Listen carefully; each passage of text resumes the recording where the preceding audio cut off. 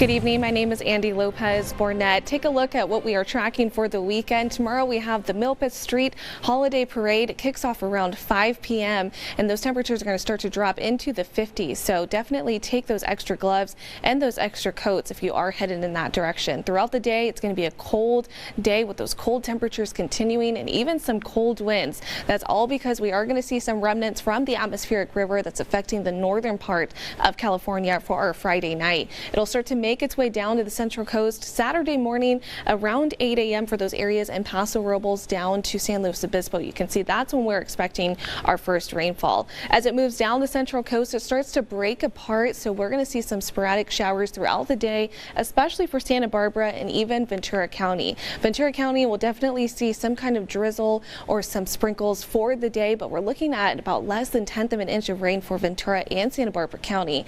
Over in those northern parts of the region, Paso Robles all the way down to about Longpoke, we're looking at about 1/4 of an inch of rain from Saturday morning into our Sunday morning. It's going to be a quick moving system, and following the system we can expect some pretty gusty winds. So we do have a wind advisory that will go into effect 7 a.m. Saturday morning, set to expire around 2 p.m. So as the system moves, that's when we're going to start to see those winds really pick up. It's going to be some cold winds. This is going to affect the Coyama Valley area as well as the San Luis Obispo County area and the Santa Barbara interior mountains for our Saturday. So take a look at our future track winds, what we are tracking overnight, some pretty mild conditions in terms of those wind speeds, and then we'll start to see those winds pick up Saturday morning. As I mentioned, you can see those numbers really move as that system moves through the central coast. That's what we're going to see throughout the day, and then into our Saturday night we'll see a little bit more of those calmer conditions as we head into our Sunday. Here's a look at your future track forecast for tonight and tomorrow. 64 degrees over in Santa Barbara.